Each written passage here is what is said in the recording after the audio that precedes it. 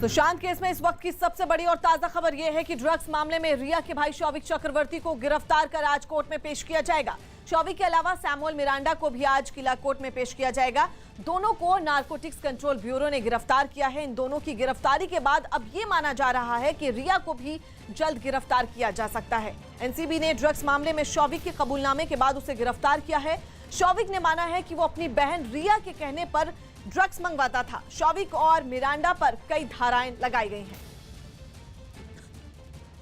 इस वक्त की बड़ी खबर आपको बता दें, रिया चक्रवर्ती के भाई शौविक और सैमुअल मिरांडा को गिरफ्तार कर लिया गया है और कोर्ट में पेश किया जाएगा। शौविक के अलावा सैमुअल मिरांडा को भी आज किला कोर्ट में पेश किया जाएगा। इस वक्त की बड़ी खबर, दोनों को नारकोटिक्स कंट्रोल ब्यूरो ने गिरफ्तार किया है और इन दोनों की गिरफ्तारी के बाद अब यह माना जा रहा है कि रिया को भी जल्द गिरफ्तार किया जा सकता है। आपको बता दें, एनसीबी ने ड्रग्स मामले में शौविक के कबूलनामे के बाद उसे गिरफ्तार किया है। शौविक ने यह भी माना है कि वो अपनी बहन रिया के कहने पर ड्रग्स मंगवाता था। शौविक और मिरांडा पर कई धाराएं लगाई गई हैं।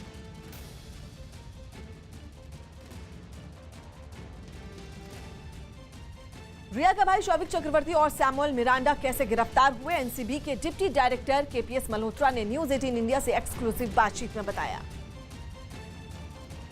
हमारे साथ बात करने के लिए डिप्टी डायरेक्टर केपीएस मल्होत्रा साहब हैं, जो इस पूरे ऑपरेशन के हेड हैं। और सर, ये जो गिरफ्तारी हुई है किस आधार पर हुई है, शौविक चक्रवर्ती की और सैमुअल मिरांडा की? ये जो अरेस्ट हुई हैं दोनों एविडेंस बेस्ड अरेस्ट है। जो हमने यहाँ पे केस रजिस्टर किया था सीजर बेस्ड, जिसमें दो तरीके के सीजर हुए, फाइनेंशियल सीजर हुआ एंड नारकोटिक्स कॉन्ट्राबैंड सीजर हुआ। उसी के लिंकेजेस के बेसिस पे ये अनकवर होते हुए हम इस लिंकेजेस तक पहुंचे and we arrested both of the persons and इनकी कॉर्पोरेटिव स्टेटमेंट्स एंड डिजिटली जो एविडेंसेस थी उनको कॉर्पोरेट किया गया साथ में। सर, ये बताइए कि तीन अहम किरदार आपके पास थे, जैद था, वासिद था और इब्राहिम था। इन लोगों का क्या नेक्सस था शौविक से, सैमुअल मिरांडा से, और क्या ये लोग रिया चक्रवर्ती या सुशांत तक ड्रग्स पहुंचाते थे? आपकी तफ्तीश में क्या निकल के आया है? देखिए, एज फार एज जो ड्रग्स की लॉजिस्टिक्स में इन्वॉल्व थे, जैसे हमने पहला नाम लिया जायद ने, कुछ इंस्टांसेस थे कि जायद ने ड्रग्स को हैंड ओवर किया था, तो उन्हीं इंस्टांसेस को देखते हुए एंड जो जायद से सीजर हुआ, जायद का जो डिस्क्लोजर था, जायद के डिस्क्लोजर को सुपर इम्पोज किया गया ऑन द बेसिस ऑफ कि भाई जियो स्पेशली किस टाइम वो कहाँ था, टेम्पोरली देखा गया और उन चीज़ों के बेसिस पे एंड स्टेटमेंट्स जो आई, कन्फेशंस जो आए, उसके बेसिस पे डिसीजन लेके एक एविडेंस बेस्ड अरेस्ट की गई। सर, शौविक ने क्या बताया? सर, वो ड्रग्स किसके लिए लेकर था? एक चैट आपको मिली थी जिसमें रिया चक्रवर्ती और शौविक बात कर रहे हैं कि बट चाहिए। वो किसके लिए बट की डिमांड रिया चक्रवर्ती कर रही थी? वो क्या तफ्तीश में आया है सर? हमारा जो अरेस्ट एंड सीजर्स हैं वो सिर्फ चैट के बेसिस पे नहीं है, वो एविडेंसेस के बेसिस पे, जिसमें चैट और द टेक्निकल एविडेंस, जो डिजिटल एविडेंस है, उसकी जो सैंक्टिटी है उसके अकॉर्डिंग उसको कॉरोबरेट करने में and as a primary piece of evidence कई जगह यूज हुई है। सर, सैमुअल मिरांडा ने क्या बताया? वो कब से सुशांत के साथ जुड़े थे और उन्होंने क्या बताया कि कब से वो इस ड्रग्स की खरीद फरोख्त में जुड़े हुए थे, और इसकी जो पैसा वो कौन देता था, जैद को या वासिद को? जो पैसा मिलता था वो किसके जरिए मिलता था, किसका पैसा होता था वो? सैमुअल मिरांडा ने जब से सुशांत राजपूत के पास ज्वाइन किया था, उसके बाद कुछ इंस्टेंसेस आए जिसमें कि सैमुअल मिरांडा ने कॉन्ट्राबैंड्स प्रोक्योर किया। अभी ये अनकवर करना भी बाकी है। फर्दर हमें आपका इस आंसर के लिए I think in a day or two will be in a position to answer your question. Sir, Shouvik ने क्या बताया कि वो ड्रग्स लेता था और वो ड्रग्स किसके लिए आगे सप्लाई करता था? क्या कुछ बड़े ड्रग्स पेडलर हैं उनसे शौविक जुड़ा हुआ था? और कैसे उसकी वासिद जो है उससे मुलाकात हुई? बता रहे हैं कि फुटबॉल क्लब में मुलाकात हुई। एज फार एज जो हिस्टोरिकली कौन कहाँ पे मिला, वो थोड़ा कम रेलेवेंट था हमारी पॉइंट ऑफ इन्वेस्टिगेशन के लिए। हमारे लिए था जैसे ड्रग या ड्रग मनी, उसके लिंकेजेस का। अब लिंक किसका कहाँ बनता है वो मेन पॉइंट ऑफ इन्वेस्टिगेशन नहीं रहता, बट क्या उस बंदे ने उस लिंक को एक्सप्लॉइट किया है ड्रग ट्रैफिकिंग के लिए, drug usages, drug consumption, drug transportation, वो ज़्यादा इंपॉर्टेंट रहता है। सर, रिया चक्रवर्ती को लेकर क्या आगे कार्रवाई होगी? क्योंकि सीधे तौर पर उनकी चैट्स में नाम सामने आए हैं, और क्या उनको सम्मन होगा? सुनने में जानकारी मिल रही है उनको सम्मन होगा, तो क्या आगे उनकी मुश्किलें बढ़ सकती हैं और किस तरह से आगे की कार्रवाई होगी? देखिए, ये प्रोस्पेक्टिव क्वेश्चन है। इन दोनों का अरेस्ट होना, इनकी अभी स्टेटमेंट्स और इनकी क्रॉस एग्जामिनेशन चल ही रहा है। जो आगे प्रोस्पेक्टिवली आएगा विद एविडेंस उस अकॉर्डिंग हम रिएक्ट करेंगे। आज कल का परसों का उसके 2 दिन बाद का स्टेप सोचना जब बताना वो थोड़ा एज ए इन्वेस्टिगेटिंग एजेंसी थोड़ा टफ है। सर आपके रिमांड पेपर हमने पढ़े, उसे हमने अपने टीवी स्क्रीन पे दिखाया था कि आपने बोला था कि बॉलीवुड नेक्सस तक पहुंचना है। एनसीबी का पहला टारगेट ये है कि जो ड्रग सिंडिकेट है उसका पूरा चेन को क्लियर करना है, तो उस तक कैसे पहुंचेंगे आप? बॉलीवुड का जो ड्रग्स नेक्सस है उसकी पड़ताल में आपको क्या कुछ जानकारियां मिली और आगे आप कहाँ तक पहुंच सकते हैं, क्या एविडेंस है आपके पास? देखिए वो जो रिमांड पेपर कोर्ट में सबमिट हुआ था, जब जो रिमांड पेपर की आप बात कर रहे हैं, वो remand paper on the basis of evidence ही था। एंड क्या एनसीबी का मैंडेट एनसीबी ने चुना था इस इन्वेस्टिगेशन में, एनसीबी क्या करना चाहती है, कोर्ट में जो भी पेपर जाता है वो लीगल डॉक्यूमेंट है। तो ये कहना कि एज इट इज़ ही अगर आप देखो तो ये जो करंट नेटवर्क है ये बॉलीवुड ही तो है। सर एनडीपीएस की जिन धाराओं में केस दर्ज हुआ है, 2 गिरफ्तारी हुई हैं हम सर शोभिक और सैमुअल मिरांडा की, उसमें एक सेक्शन 28 है जो काफ़ी महत्वपूर्ण है। तो ज़रूरी नहीं है सर कि किसी के पास से ड्रग्स बरामद हो, अगर वो ड्रग्स की खरीद फरोख्त कर रहा है, ड्रग्स को कंज्यूम कर रहा है, उसकी आगे चेन को सप्लाई कर रहा है, पैसा दे रहा है, तो वो महत्वपूर्ण होता है। तो इसी आधार पर गिरफ्तारी हुई है और आगे इसी को लेकर आपकी कार्रवाई आगे बढ़ेगी। Section 28 is one of the section which was employed. एक सेक्शन है जो कि अटेम्प्ट पे है, तो जो आप पॉइंट कह रहे हैं कि यस ये सेक्शन इस केस में एम्प्लॉय हुआ, इसे यूज़ किया गया। एंड सारा इस केस का बेसिस सेक्शन 28 नहीं है, 20B में भी है, 29 भी है, एंड फर्दर इसी केस में जो फाइनेंशियल सीजर हुआ था उसमें 27A भी आया। सुशांत सिंह राजपूत खुदकुशी केस में एक और नया मोड़ सामने आया है। सुशांत के डॉक्टर केसरी चावड़ा ने मुंबई पुलिस को जो बयान दिया उसमें यह दावा किया कि मानसिक रूप से बीमार सुशांत ने दवा खानी छोड़ दी थी, जबकि दवाइयों की वजह से 20 मार्च तक उनकी तबीयत बिल्कुल ठीक थी। लेकिन इसके बाद सुशांत ने दवाइयां खानी छोड़ दी, जबकि उन्हें 8 से 9 महीनों तक दवा खानी थी। बयान में डॉक्टर ने बताया था कि 8 जून को रिया ने सुशांत के फिर से डिप्रेशन में जाने की बात बताई थी और इसके बाद 14 जून को उनके खुदकुशी की खबर सामने आई। डॉक्टर केसरी चावड़ा ने यह भी दावा किया कि 28 नवंबर 2019 को सुशांत मानसिक बीमारी के इलाज के लिए हिंदुजा अस्पताल में भर्ती हुए थे और इस दौरान उन्होंने नींद नहीं आने और जीने की कोई ख्वाहिश नहीं होने का जिक्र किया था। रिया के भाई शौविक चक्रवर्ती और सैमुअल मिरांडा की गिरफ्तारी के ऐलान हो चुका है और दोनों को आज कोर्ट में पेश किया जाएगा। इस वक्त की बड़ी खबर आपको बता दें, सुशांत के करीबी दीपेश सावंत से भी पूछताछ हो रही है। एनसीबी की टीम दीपेश सावंत को लेकर एनसीबी दफ्तर पहुंची है, जहां पहले से ही शौविक और मिरांडा मौजूद हैं। सुशांत सिंह राजपूत मामले में नारकोटिक कंट्रोल ब्यूरो ने काफी बड़ा कदम उठाया है। इस पूरे मामले में 2 आरोपी हैं जो शौविक चक्रवर्ती और सैमुअल मिरांडा को गिरफ्तार कर लिया है। गिरफ्तार करने के बाद अभी यहाँ पर सुशांत सिंह राजपूत के बेहद करीबी दीपेश सावंत को यहाँ पर लाया गया है और दीपेश सावंत बताया जा रहा है कि सुशांत सिंह राजपूत के बहुत करीबी थे। सुशांत सिंह राजपूत जो खाते पीते थे और जो उनका पूरा देखभाल था वो दीपेश सावंत ही रखा था। दीपेश सावंत को नारकोटिक कंट्रोल ब्यूरो में लाना अपने आप में कई बड़े सवाल खड़े कर रहा है, क्योंकि इसी जगह पर शौविक चक्रवर्ती और सैमुअल मिरांडा को गिरफ्तार करके, जो अपने पीछे नारकोटिक मुंबई का दफ्तर देख रहे हैं, इसी जगह पर दोनों को गिरफ्तार करके रखा गया है। कल उनकी कोर्ट में पेशी है, लेकिन देर रात दीपेश सावंत को बुलाना अपने आप में कई सवाल खड़े कर रहा है कि दीपेश सावंत को बुलाया किस वजह से गया है, क्योंकि नारकोटिक कंट्रोल ब्यूरो की जो जांच चल रही है वो काफी तेजी से चल रही है और जिस तरीके से दीपेश सावंत को बुलाया गया है तो कहीं ना कहीं जो गिरफ्तार की तलवार है वो दीपेश सावंत के ऊपर भी है, क्योंकि दीपेश सावंत वो ऐसा शख्स था जो सुशांत सिंह राजपूत को खाने पीने से लेकर सारी देखभाल वही करता था।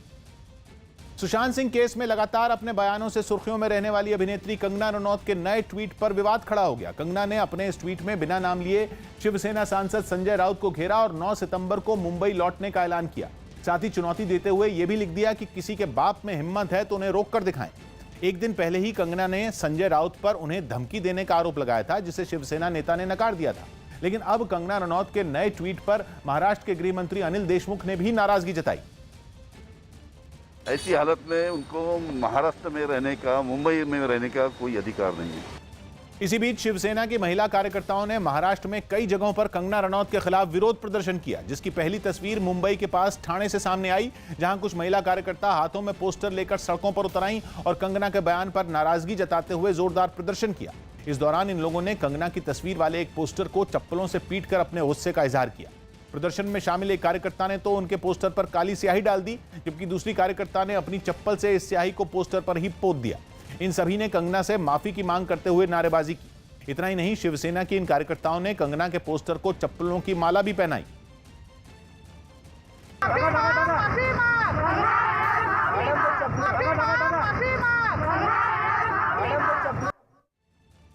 सुशांत केस में ड्रग्स कनेक्शन से जुड़ी इस वक्त की बड़ी खबर आपको बता दें। एनसीबी रिया और के भाई शौविक चक्रवर्ती और सैमुअल मिरांडा की गिरफ्तारी के बाद अब सुशांत के करीबी दीपेश सावंत से पूछताछ हो रही है। एनसीबी की टीम दीपेश सावंत को लेकर एनसीबी दफ्तर पहुंची, जहां पहले से ही शौविक और मिरांडा मौजूद थे।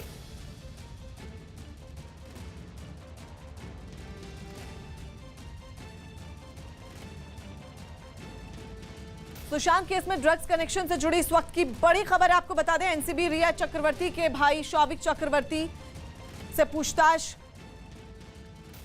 करेगी, जबकि रिया के भाई शौविक चक्रवर्ती और सुशांत के मैनेजर सैमुअल मिरांडा की गिरफ्तारी पहले हो चुकी है।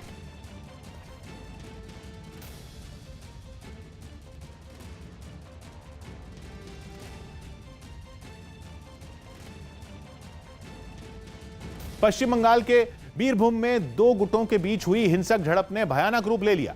दावा है कि वहां किसी बात पर एक गुट की तरफ से हंगामा किया जा रहा था, जिसकी दूसरे गुट के लोगों ने पुलिस में शिकायत कर दी और इस शिकायत पर पूरा इलाका हिंसा की आग में सुलग उठा।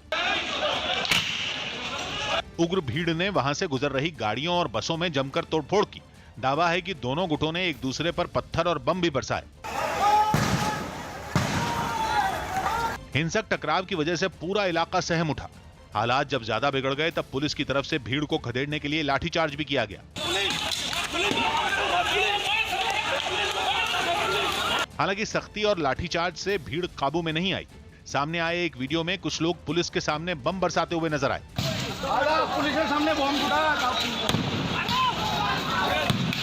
हिंसक झड़प ने इलाके को तनाव की आग में झोंक दिया। पुलिस और दंगा नियंत्रण टीम इलाके में फ्लैग मार्च करती दिखी। हालांकि कुछ लोगों ने उन पर भी हमले की कोशिश की, जिससे वहां हालात काफी बिगड़ गए। एलएसी पर तनाव के बीच चीन के रक्षा मंत्री और भारत के रक्षा मंत्री राजनाथ सिंह से मुलाकात हुई है। दोनों रक्षा मंत्रियों के बीच 2 घंटे से ज्यादा देर तक ये बैठक चली है। चीन के रक्षा मंत्री ने राजनाथ सिंह से मिलने का वक्त मांगा था। दोनों नेता इस वक्त शंघाई कोऑपरेशन ऑर्गेनाइजेशन की बैठक के लिए रूस पहुंचे हुए हैं। मई से ही चीन और भारत में तनाव है और तब से अब तक सैन्य कूटनीतिक लेवल पर कई राउंड की बात हो चुकी है।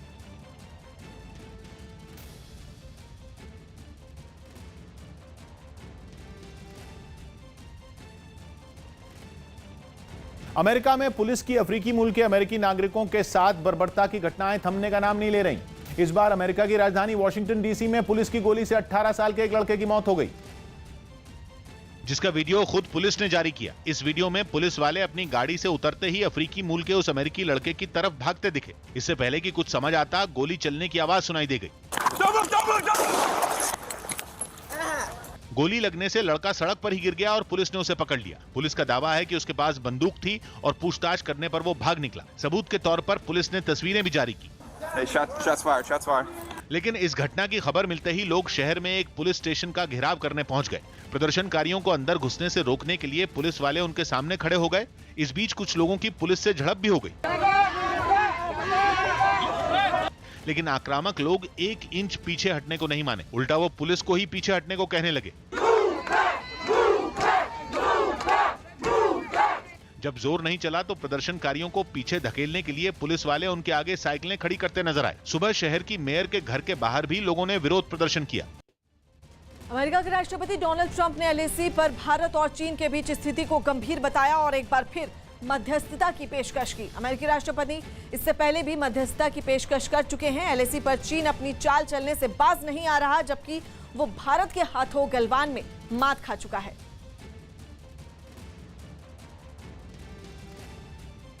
It's been a very nasty situation, and we stand ready to help with respect to China and India. If we can do anything, we would love to get involved and help, and we are talking to both countries about that. Corona संकट के बीच 14 सितंबर से शुरू होने जा रहे संसद के monsoon सत्र के लिए लोकसभा और राज्यसभा सचिवालय ने दिशा निर्देश जारी कर दिए, जिनके तहत सत्र शुरू होने से 72 घंटे पहले सभी सांसदों को अपना कोरोना टेस्ट करवाना होगा। लेकिन जो सांसद पहले टेस्ट नहीं करवा सकेंगे उनके लिए संसद में ही रैपिड एंटीजन टेस्ट की व्यवस्था होगी, जिसकी रिपोर्ट नेगेटिव आने पर ही वो संसद में प्रवेश कर पाएंगे। हालांकि अगर किसी सांसद का टेस्ट पॉजिटिव आता है तो उसे डॉक्टर की सलाह पर अस्पताल या फिर घर पर आइसोलेशन में भेज दिया जाएगा। इतना ही नहीं, संसद में हर समय मास्क और 6 फीट की दूरी का पालन भी करना होगा। साथ ही संसद की लॉबी में सांसदों से खड़े नहीं होने की अपील की गई है। इसके अलावा संसद की कैंटीन में सिर्फ पैकेट वाला ही खाना मिलेगा। बिहार में चुनाव से पहले एलजेपी के विज्ञापन पर सियासी घमासान हो गया। जेडीयू से तल्खी की अटकलों के बीच एलजेपी के एक विज्ञापन पर घमासान छिड़ गया। इस विज्ञापन में रामविलास पासवान और चिराग पासवान की तस्वीर तो नजर आई, लेकिन बिहार में एनडीए के नेता नीतीश कुमार कहीं नहीं दिखे, जिस पर हाल ही में एनडीए में शामिल होने वाली जीतन राम मांझी की पार्टी हिंदुस्तानी अवाम मोर्चा ने सवाल उठा दिया, जिसके बाद चुनाव से पहले एनडीए में अनबन की खबरों को हवा मिल गई। किसी भी पॉलिटिकल पार्टी को बिहार के विकास को लेकर विज्ञापन देना चाहिए तो वो नीतीश कुमार जी के नाम के बिना अधूरा है। हालांकि बीजेपी ने इन अफवाहों को गलत बताया और गठबंधन में सबके साथ होने का भरोसा दिया। लेकिन हम चुनाव मिलकर ही आगे लड़ेंगे, कहीं कोई प्रॉब्लम नहीं। यूपी के सुल्तानपुर में बीजेपी विधायक देवमणि द्विवेदी ने डीएम पर भ्रष्टाचार के आरोप लगाए। उन्होंने दावा किया कि 2800 रुपए में मिलने वाली कोरोना किट के लिए करीब 10,000 रुपए दिए गए। डीएम ने इन आरोपों को गलत करार दिया। फिलहाल मामले की जांच के आदेश दे दिए गए हैं। माननीय विधायक जी का जो आरोप है वो बहुत दुर्घटनापूर्ण विषय है हमारे लिए, और ये जो कम्युनिकेशन गैप की वजह से हुआ है और इसको शासन को अवगत कराते हुए इसको सही किया जाएगा। पाकिस्तान के पीएम इमरान खान के करीबी रिटायर्ड जनरल असीम सलीम बाजवा पर भ्रष्टाचार का आरोप लगा, जिसके बाद उन्होंने प्रधानमंत्री के सलाहकार पद से इस्तीफा दे दिया। बाजवा पर चाइना पाकिस्तान इकोनॉमिक कॉरिडोर के अध्यक्ष पद पर रहते हुए अरबों रुपए की संपत्ति बनाने का आरोप है। बालाघाट और मंडला में सरकारी राशन दुकानों पर घटिया चावल बांटने के मामले पर कांग्रेस ने मध्य प्रदेश सरकार पर हमला किया। कांग्रेस ने इस मामले की जांच सीबीआई से कराने की मांग की ताकि आरोपियों तक पहुंचा जा सके। कांग्रेस पार्टी स्पष्ट रूप से सीबीआई जांच की मांग कर रही है। हॉलीवुड अभिनेता रॉबर्ट पैटिंसन कोरोना पॉजिटिव पाए गए, जिसके बाद ब्रिटेन में द बैटमैन सीरीज की अगली फिल्म की शूटिंग रोक दी गई। रेप के आरोप में लखनऊ जेल में बंद यूपी के पूर्व मंत्री गायत्री प्रजापति को जमानत मिल गई। इलाहाबाद हाई कोर्ट ने उन्हें 2 महीने की अंतरिम जमानत दी। हालांकि कोर्ट ने उनके विदेश दौरे पर रोक लगा दी। साथ ही उन्हें हमेशा अपना फोन ऑन रखने का आदेश दिया। छत्तीसगढ़ के रायपुर में एक बस और ट्रक की टक्कर से भीषण सड़क हादसा हो गया है। इस हादसे में 6 मजदूरों की मौत हो गई, जबकि 40 से ज्यादा लोग घायल हैं। मजदूरों से भरी बस ओडिशा से गुजरात जा रही थी। इस वक्त की बड़ी खबर आपको बता दें, छत्तीसगढ़ के रायपुर में एक बस और ट्रक की टक्कर से भीषण हादसा हुआ है और इस हादसे में 6 मजदूरों की मौत हो गई है, जबकि 40 से ज्यादा लोग घायल हो गए हैं। मजदूरों से भरी ये बस ओडिशा से गुजरात जा रही थी। जम्मू कश्मीर के रामबन में लोग उस वक्त खौफ से भर गए जब पहाड़ टूटकर जम्मू और श्रीनगर को जोड़ने वाला हाईवे पर आ गिरा। इस घटना का एक दिल दहला देने वाला वीडियो भी सामने आया, जिसे देखकर लोगों के रोंगटे खड़े हो गए, क्योंकि वीडियो में पहाड़ का एक बड़ा हिस्सा खिसककर हाईवे पर गिरता दिखाई दिया। मलबे के साथ पहाड़ से बड़े बड़े पत्थर भी सड़क पर तेजी से गिरते नजर आए। देखने से ऐसा लगा जैसे वहां पत्थरों की बारिश हो रही हो। काफी देर तक पहाड़ से पत्थरों के गिरने का सिलसिला जारी रहा, जिसकी वजह से वहां हर तरफ धूल का गुबार छा गया। इस घटना के वक्त हाईवे पर कई लोग मौजूद रहे जो पहाड़ से आने वाले मलबे और पत्थरों को गिरता देख चिल्लाने लगे। वीडियो में कुछ लोगों को एक दूसरे से पीछे हटने और पत्थरों से बचने के लिए कहते सुना गया।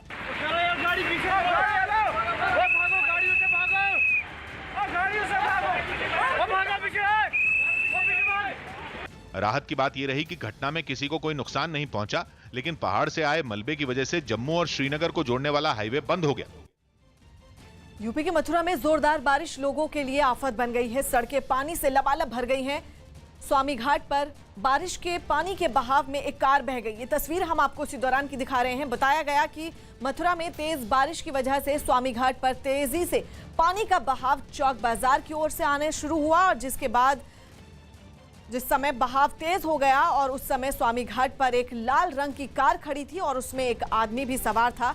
वो वहां से चलाकर ले जाने की कोशिश करने लगा, लेकिन पानी का बहाव तेज होने से कार पीछे यमुना की ओर खिसकने लगी। वहां मौजूद लोगों ने जब कार में आदमी को बैठे देखा तो वो शोर मचाकर उसे उतरने को कहने लगे। जब तक वो आदमी गाड़ी से उतरता उसकी कार यमुना नदी में बहती चली गई, लेकिन गहरे पानी में जाने से पहले वो कार से कूद गया, लेकिन उसकी कार यमुना नदी में बह गई। जम्मू कश्मीर के बारामूला में एक आर्मी कैंप से महज 50 मीटर की दूरी पर आतंकियों से हुई मुठभेड़ ने इलाके के लोगों को खौफ से भर दिया। इस मुठभेड़ में सेना ने 3 आतंकियों को ढेर कर दिया, जो वहां एक मकान में छिपे हुए थे। इसकी खबर मिलते ही सेना ने पूरे इलाके को घेर लिया।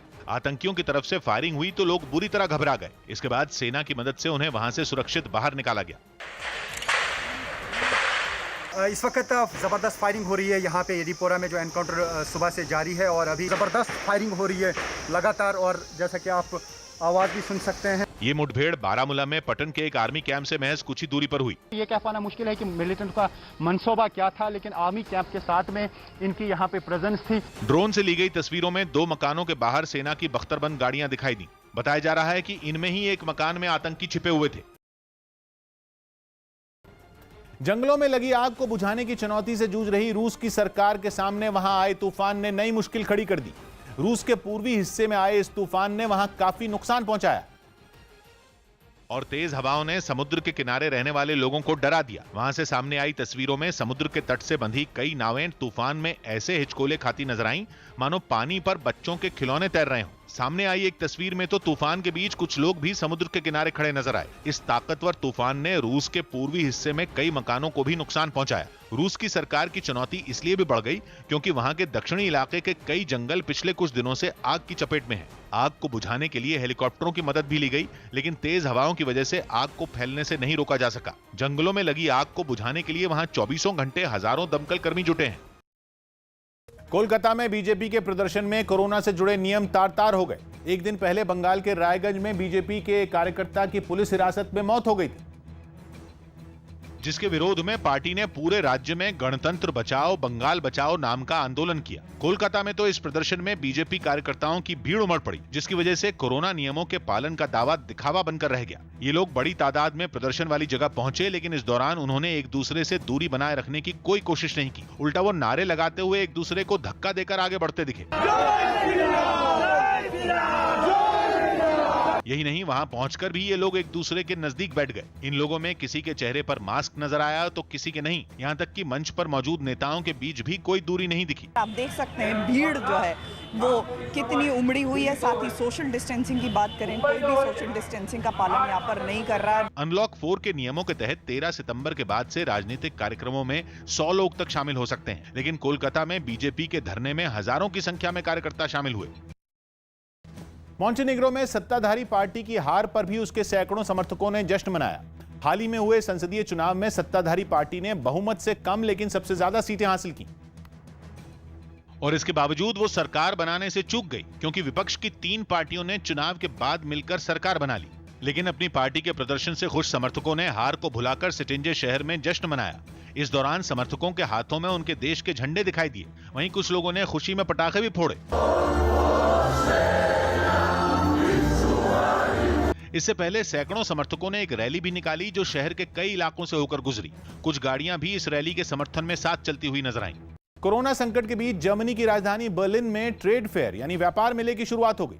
इस व्यापार मेले में लोगों को कोरोना के खतरे से बचाने के कई इंतजाम भी किए गए, ताकि ज्यादा तादाद में लोग वहां जाकर खरीदारी कर सकें। जिस बड़े हॉल में इस व्यापार मेले का आयोजन हुआ, वहां गेट के पास ही हाथों को सैनिटाइज करने वाली एक मशीन रखी गई। साथ ही खुद की सुरक्षा के लिए भी कई लोग वहां मास्क लगाकर पहुंचे। कोरोना संकट के बीच शुरू हुए इस व्यापार मेले में कई ऐसे उत्पाद नजर आए जो कोरोना को ध्यान में रखकर बनाए गए हैं। लोगों का ध्यान वहां एक ऐसे रोबोट ने खींचा जो किसी दफ्तर में कई लोगों से एक साथ मीटिंग के लिए काम आता है। बताया गया कि इस रोबोट के जरिए कोई आदमी अपने घर पर बैठकर दफ्तर में अपने दोस्तों से भी बात कर सकता है। If you have some team members that are isolated at home or in quarantine, they can use a robot to connect with their colleagues in the office. इसके अलावा पालतू कुत्ते बिल्लियों के खेलने के लिए भी वहां एक उपकरण नजर आया। कोरोना की वजह से कई लोग अपने कुत्ते बिल्लियों को घुमाने बाहर नहीं ले जा पा रहे, इसीलिए ये उपकरण उनके लिए काफी कारगर बताया गया। वियतनाम में नदी के किनारे काम करने के दौरान एक क्रेन हादसे का शिकार हो गई। इसका एक चौंकाने वाला वीडियो सामने आया।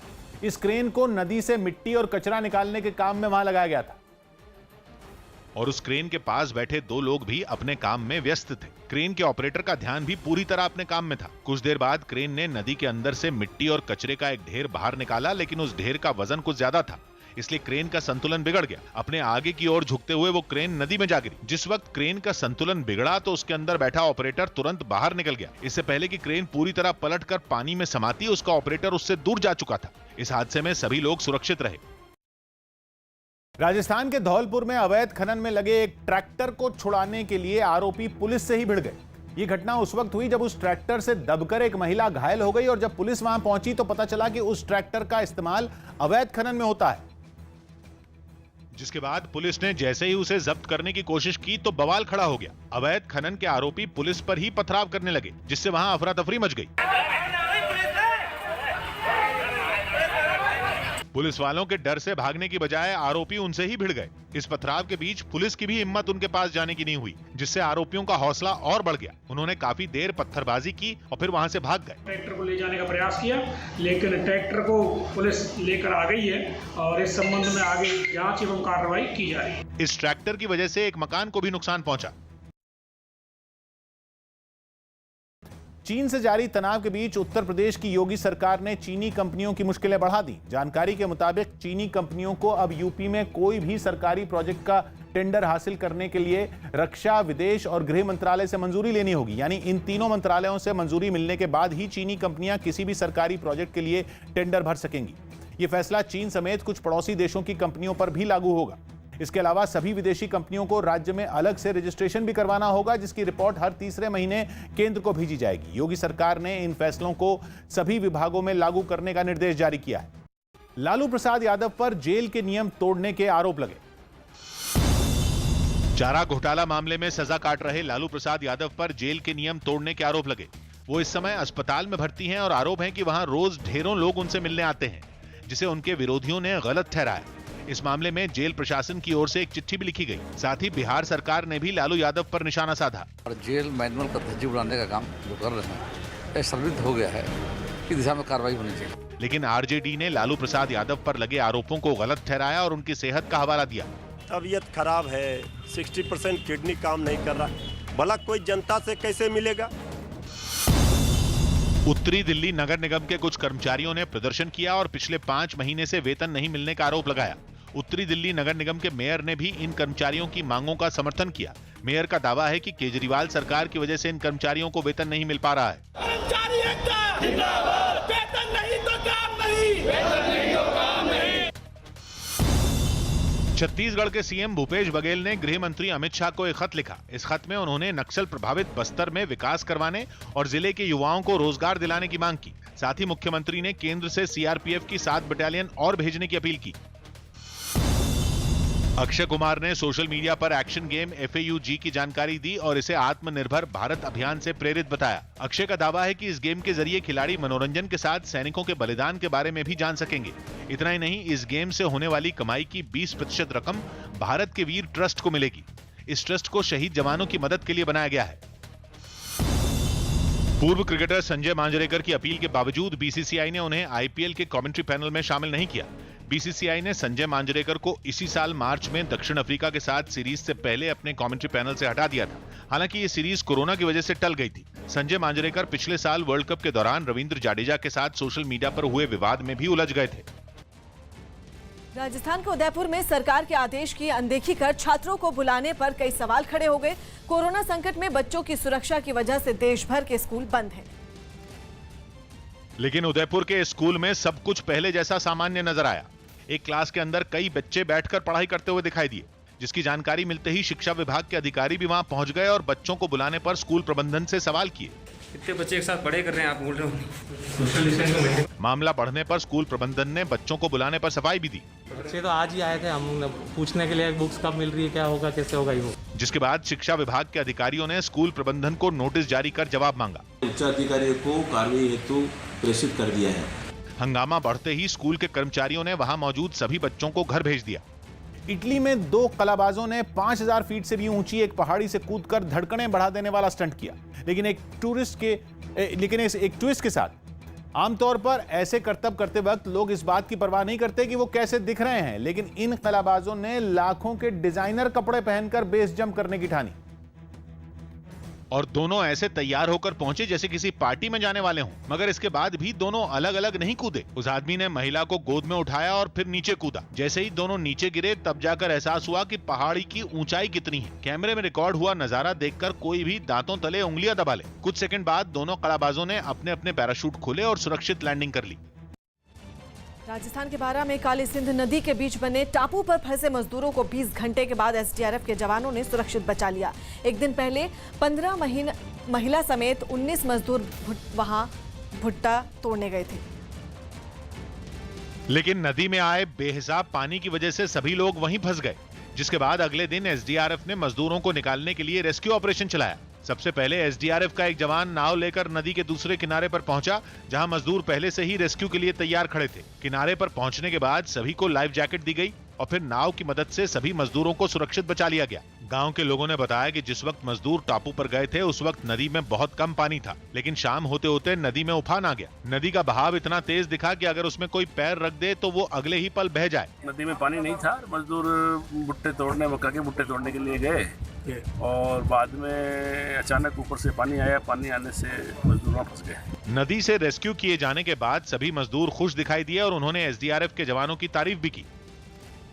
कर्ज के बोझ से दबे पाकिस्तान ने चीन को अपना समुद्री इलाका भी बेच दिया। पाकिस्तान के जिस समुद्री इलाके से वहां के मछुआरे मछलियां पकड़कर अपनी रोजी रोटी चलाते हैं, वहां इमरान खान ने चीन को भी मछलियां पकड़ने की इजाजत दे दी। इमरान खान की सरकार के इस फैसले का पाकिस्तान में जोरदार विरोध हो रहा है और कई मछुआरे इसके खिलाफ प्रदर्शन कर रहे हैं। लेकिन इमरान खान ने चीन को अपने समुद्री इलाके में जाल फेंकने की मंजूरी दे दी।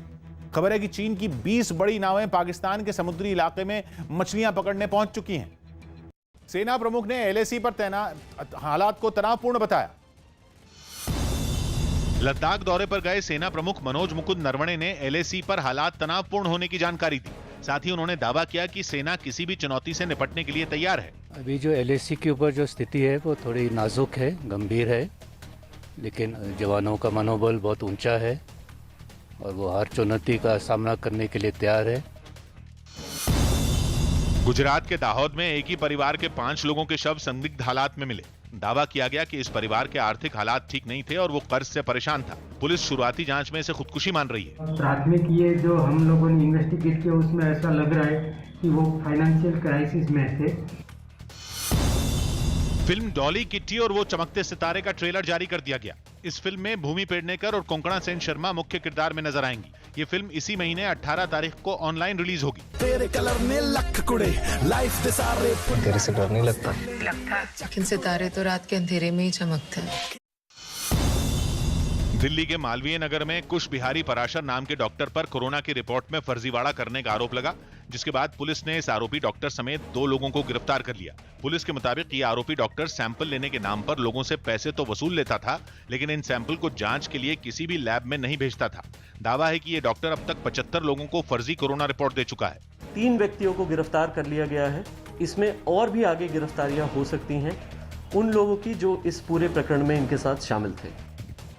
पश्चिम अफ्रीका के देश गिनी में विरोध के बीच राष्ट्रपति अल्फा कांदे ने तीसरी बार राष्ट्रपति चुनाव के लिए अपना नामांकन दाखिल किया। हालांकि उनके इस फैसले से वहां के ज्यादातर लोग खुश नहीं दिखे और वो उनके तीसरी बार चुनाव लड़ने के फैसले के विरोध में राजधानी कोनाक्री की सड़कों पर उतर आए और हंगामा करने लगे। राष्ट्रपति अल्फा कांदे नामांकन दाखिल न कर पाए, इसके लिए प्रदर्शनकारियों ने कोर्ट के आसपास के कई रास्ते बंद कर दिए और वहां तैनात पुलिस वालों पर पत्थरबाजी शुरू कर दी, जिसके बाद पुलिस ने भी सख्ती दिखाई और उन पर आंसू गैस के गोले दागकर वहां से खदेड़ना शुरू कर दिया।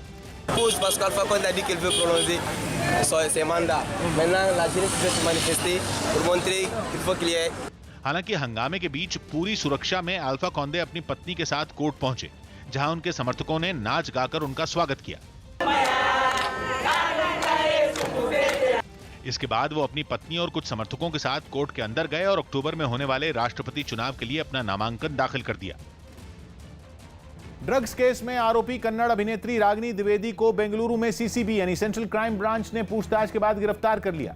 सुशांत केस में ड्रग्स एंगल की जांच में जुटे एनसीबी को कन्नड़ फिल्म इंडस्ट्री से भी इस मामले के जुड़ने के सबूत मिले थे, जिसके बाद अभिनेत्री रागिनी द्विवेदी के घर पर सीसीबी छापेमारी करने पहुंच गई। जांच टीम के लोगों ने उनके मकान के हर कोने की तलाशी ली बताया गया कि इस छापेमारी में ड्रग्स तो नहीं मिले, लेकिन अभिनेत्री के 4 मोबाइल फोन और कुछ जरूरी कागजात बरामद किए गए, जिन्हें एक बैग में रखकर जांच टीम अपने साथ ले गई। इस छापेमारी के तुरंत बाद रागिनी द्विवेदी को हिरासत में लेकर सीसीपी ऑफिस में पूछताछ भी की गई। इस बीच जिन कन्नड़ फिल्म कलाकारों के नाम ड्रग्स केस में सामने आ रहे हैं, बेंगलुरु में एक सामाजिक संगठन ने उनके खिलाफ प्रदर्शन किया। उन्होंने आरोपी कलाकारों की तस्वीरों के साथ अपना विरोध जताया, क्योंकि इस मामले की शुरुआत अगस्त महीने में ही हो गई थी, जब एनसीबी ने कर्नाटक में एक बड़े ड्रग्स रैकेट का पर्दाफाश करते हुए कई लोगों को गिरफ्तार किया था। उसी जांच में 15 कन्नड़ फिल्म कलाकारों के नाम सामने आए थे।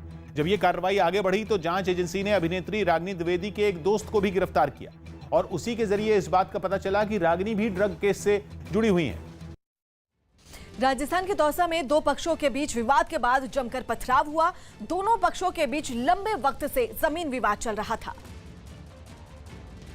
जो इतना बढ़ गया कि कुछ लोग लाठियां लेकर दूसरे पक्ष के मकान के बाहर जमा हो गए। भारी संख्या में पहुंचे इन लोगों ने मकान के बाहर पत्थरबाजी शुरू कर दी। इनमें बड़ी संख्या में महिलाएं भी शामिल थी, जो सड़क से पत्थर उठा कर मकान पर फेंकती। बवाल की जानकारी मिलते ही पुलिस वहां पहुंच गई, लेकिन तब तक हंगामा करने वाले लोग भाग चुके थे। बताया गया कि इस हंगामे में करीब 8 लोग घायल हो गए। राजस्थान के श्रीगंगानगर में हादसे का शिकार हुए एक बेकाबू ट्रक का दिल दहला देने वाला वीडियो सामने आया। बताया जा रहा है कि यह ट्रक पंजाब से बीकानेर की तरफ जा रहा था, लेकिन श्रीगंगानगर में नेशनल हाईवे नंबर 62 पर अचानक कुछ ऐसा हुआ कि सबके होश उड़ गए। सामान से लदा भारी भरकम ट्रक सड़क पर लहराते हुए नजर आया। उसके पीछे चल रही एक गाड़ी से ट्रक का वीडियो भी बनाया गया, जिसमें वो पुल पर चढ़ते वक्त हिलोरे मारता दिखा। सामने से मोटरसाइकिलों और गाड़ियों पर आ रहे लोग तो बुरी तरह घबरा गए। काफी दूर तक ट्रक इसी तरह चलता रहा और कुछ दूर जाने के बाद वो पलट गया। जिस वक्त ट्रक पलटा, सामने से 2 मोटरसाइकिलें आ रही थीं। एक पल के लिए तो इस मंजर ने सबकी धड़कनें बढ़ा दी। हालांकि कुछ इंच के फासले से वो ट्रक के नीचे आने से बाल बच गए और वहां बड़ा हादसा होने से टल गया। इस घटना में ट्रक ड्राइवर को गंभीर चोटें आईं, जिसे पास के एक अस्पताल में भर्ती करा दिया गया। राजस्थान के टोंक में कुएं में गिरे एक सांड को बड़ी मुश्किल के बाद बाहर निकाल लिया गया। ये 2 सांड सड़क पर लड़ रहे थे, जिसके बाद एक सांड ने दूसरे सांड को टक्कर मारी, जिसके बाद वो 70 फीट गहरे कुएं में गिर गया, जिसे कई लोगों ने रस्सियों की मदद से बड़ी मुश्किल से बाहर निकाला। कुएं में गिरने के बाद सांड काफी देर तक वहां छटपटाता रहा। वो कुएं में सिर तक डूबा था और अपना मुंह बाहर निकालकर बड़ी मुश्किल से सांस ले रहा था। लोग काफी देर तक उसे बचाने की तरकीबें सोचते रहे, लेकिन किसी को समझ नहीं आ रहा था कि उस भारी भरकम सांड को कुएं से निकाला कैसे जाए। हालांकि लोगों ने किसी तरह उसके शरीर पर रस्सियां लपेट दी और फिर उनकी मदद से उसे बाहर खींचने लगे। इस काम में कुछ लोग नहीं बल्कि सैकड़ों लोगों ने अपना पसीना बहाया और तब जाकर सांड सुरक्षित बाहर आ सका।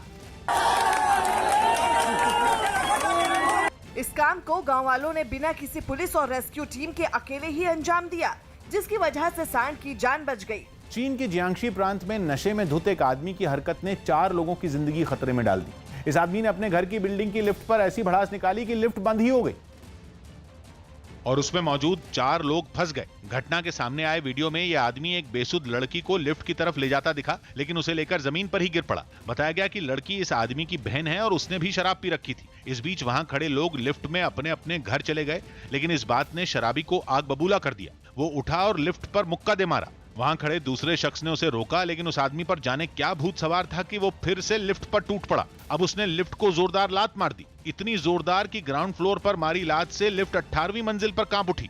उसमें मौजूद लोगों को तो समझ ही नहीं आया कि हुआ क्या। वो घबरा गए। फिर उन्होंने लिफ्ट के मेंटेनेंस स्टाफ को फोन किया और तब जाकर वो बाहर निकल पाए।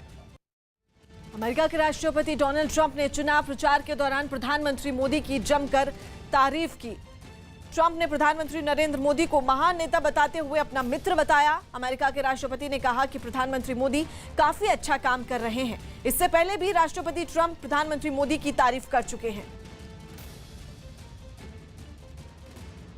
What we saw, the people are so incredible.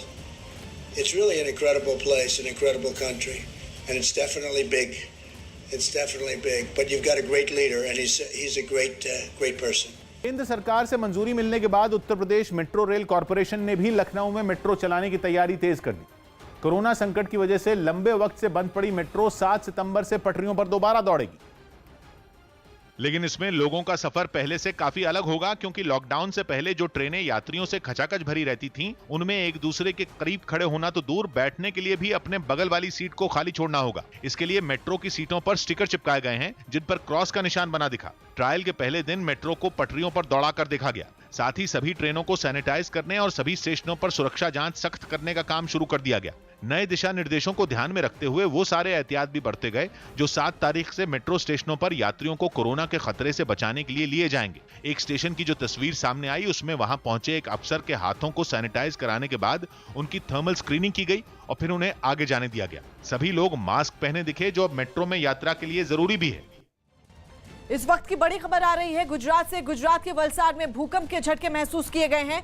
जिन जगहों पर भूकंप के झटके महसूस किए गए हैं उनमें तापी और उमरगांव भी शामिल हैं, जहां रिक्टर पैमाने पर भूकंप की तीव्रता 4.1 मापी गई है। उसके बाद लोग अपने घरों से बाहर निकल आए।